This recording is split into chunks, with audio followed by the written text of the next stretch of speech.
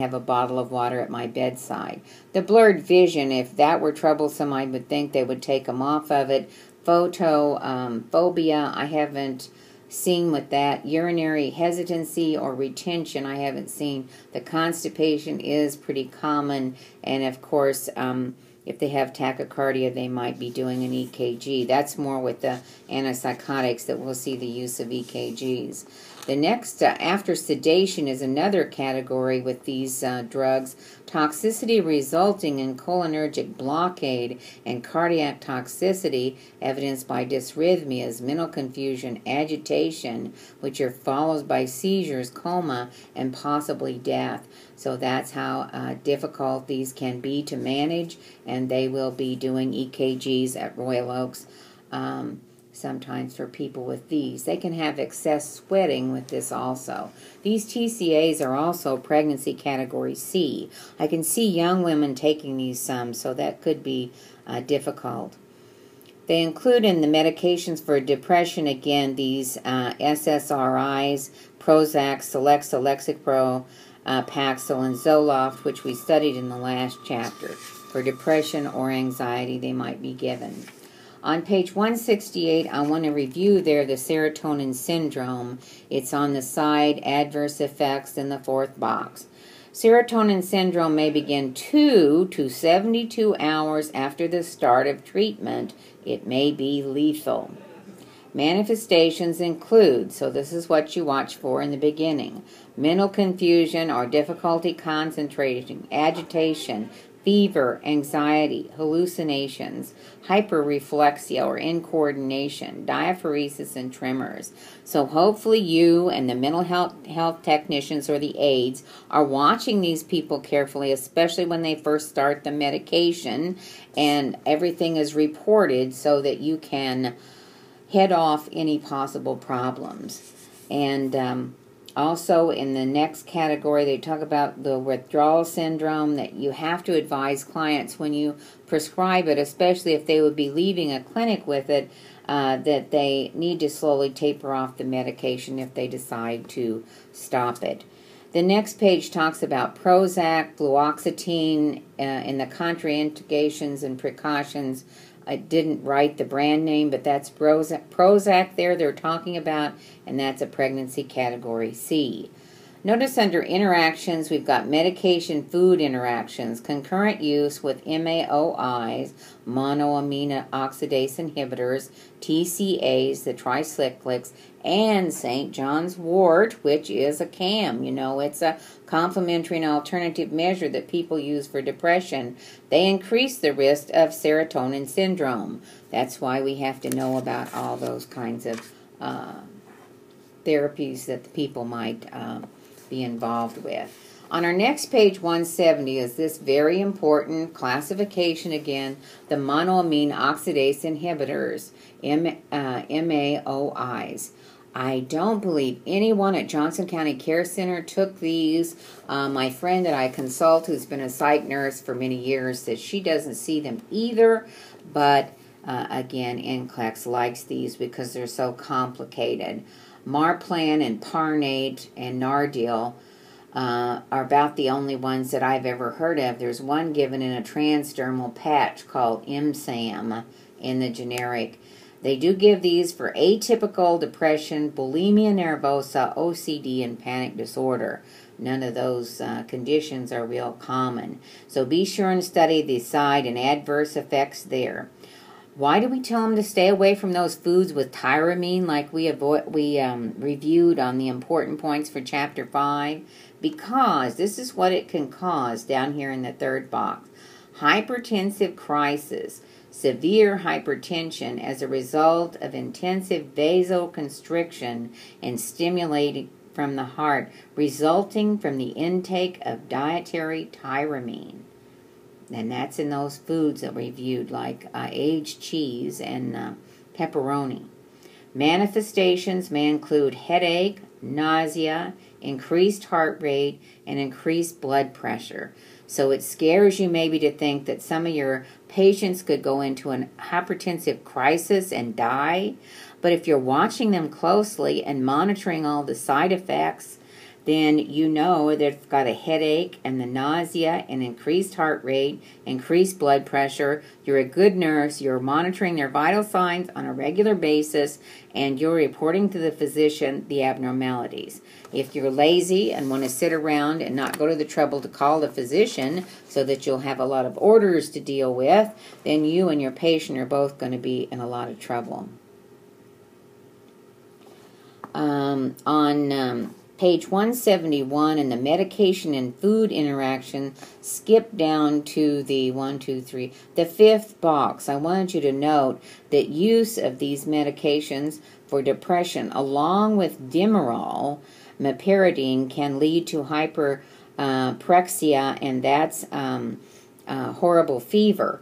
But Demerol is not prescribed as much as it used to be. When I was a new nurse in 1986 on the surgical floor at Bothwell, we gave Demerol and Visceral injections routinely every 4 hours IM, which can be painful. And what's the use of sticking people that have already got a surgical incision when you can give them the IV medication or get them eating and get them on oral medication? And Demerol is just, some pain experts say it's just not any good.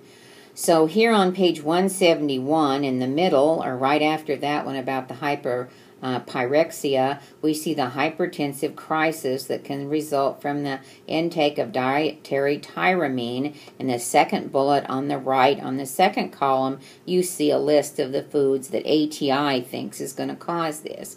Aged cheese, pepperoni, salami, avocados, figs, bananas, smoked fish, protein foods, dietary supplements, some beers, and red wine. I believe red wine is on a lot of lists. The last category on this page talks about concurrent use of these antidepressants with vasopressors and caffeine, and I'm not sure what that other one, what that other one is in, but they may result in hypertension also. In page 172, we have the atypical antidepressants with Wellbutrin. And the first year that I taught pharmacology and we had the ATI testing, I had not taught this as being a smoking aid, and that's all ATI questioned. So do pay attention to that. Next to the last bullet there, that Wellbutrin is an aid to quit smoking. It's also probably one of the only ones that you will hear about that can help seasonal affective disorder, or SAD. How interesting that the acronym SAD would be for seasonal affective disorder. And of course, also these people are encouraged to use sun lamps in the winter. The complications, the side and adverse effects, are that they suppress the appetite and they can result in weight loss. So some doctors may prescribe them just for that side effect. Wellbutrin is a pregnancy risk category B medication. The medication-food interaction, the MAOIs like Nardil, may increase the risk for toxicity. And you discontinue the MAOIs 2 weeks before you start treatment with Wellbutrin. On the page 173 are the other atypical antidepressants, and I've circled there the brand names. Effexor, I was on that one after my brother committed suicide in 1994. Periodically, I had clinical depression. I don't remember any particular side effects other than the usual antidepressant side effects. Cymbalta is used a little more now. I haven't seen too much of Effexor lately. Remeron, my mother was put on that to help her gain weight. So you see in the nursing intervention client education that they may experience weight gain, but they may also experience sleepiness and other things that might not be very good for elderly. And I tried to keep an eye on that, and it was discontinued before too long. This Next, I haven't heard. Desiril, years ago, I was dieting, and just from dieting, I could not sleep as well, I guess, when I didn't have those extra carbohydrates. It didn't help me become sleepy. And so I took Desiril for a while. I remember that it was really severe as far as the dry mouth and the constipation. And you do need to inform clients about priapism And that would, of course, be your male clients. PRIAPIS, him, is outlined there. And I believe you might see some questions about that as opposed to other medications in this atypical antidepressant class. So in this lecture, I'm not going to tell you what that is, but I know that you will look it up and you will find out what that is. On our last page of this particular chapter, I want to point out for the SSRIs, advise clients to take these medications in the morning to minimize sleep disturbances. For the MAOIs, give the clients the list of the tyramine-rich foods to avoid. You may have to send them to a dietitian to really emphasize for them how important this is to avoid those and not to try them. Some people, even though they're warned against eating those foods, they want to give it a try anyway. We go to our next category of medications, the medications for bipolar disorder. Bipolar disorder seems to be very common now, and I don't know why, if that's because of recent substance abuse problems or if it's diagnosed more or what, but bipolar disorder is very commonly diagnosed and treated now. Lithium is the first drug that we talk about as a mood stabilizer, and we've already talked in our essential questions about some of the important precautions with that. Lithium can also be used for alcoholism, bulimia, and schizophrenia. That's a little confusing because we will usually be talking about antipsychotics and schizophrenia, which is a very psychotic condition.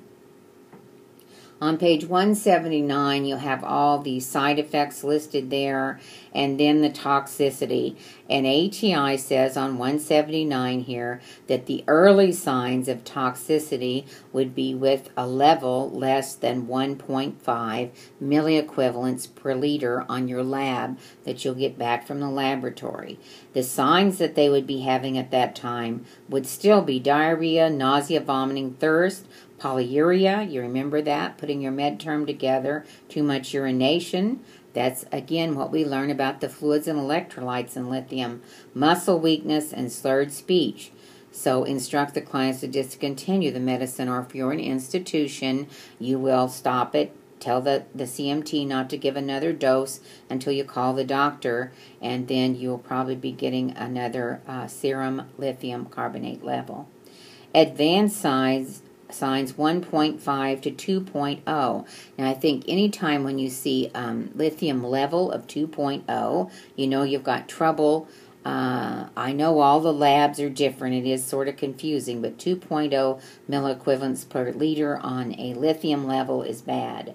They will have mental confusion. Now, even if you don't have the lab work, you should know from your assessment and your observation of these patients that they will have mental confusion, poor coordination, so you're observant when you go down the hall and watch their movements. Poor coordination, coarse tremors. You will do, when you do your EPS assessment, you have them hold out their hands and you see if they have any tremors. Ongoing gastrointestinal distress. Hopefully your assistants are reporting the bowel movements and they're reporting any nausea, vomiting, or diarrhea. You can instruct the patient, resident, or the assistants to report this. The nursing intervention for that is to instruct the clients, if they're outpatients, to stop the medication until they call their provider and administer a new dosage if it's ordered, because nobody's going to be taking this lithium unless they have some serious problems and really need it. So you do want to keep them on it if you possibly can. It goes on to severe toxicity, which would be 2 to 2.5, could result in death. The severe toxicity greater than 2.5 leading to coma and death, and hemodialysis might be warranted, or probably the only thing they could do, a last-ditch effort to get it out of the body and save their life. This is a pregnancy category D, lithium is. They're still talking about lithium on this whole page on 180. So look at medication and food interactions, diuretics. Oh, here we are back to this fluid and electrolytes again, back to what you learned in IV therapy, what you learn in medical surgical nursing. Sodium is excreted with the use of diuretics. With decreased serum sodium, lithium carbonate excretion is decreased, which can lead to toxicity. I have that highlighted in my book. You might want to do that also. In your nursing interventions across from there, look at the third bullet. These people are encouraged to drink 2,000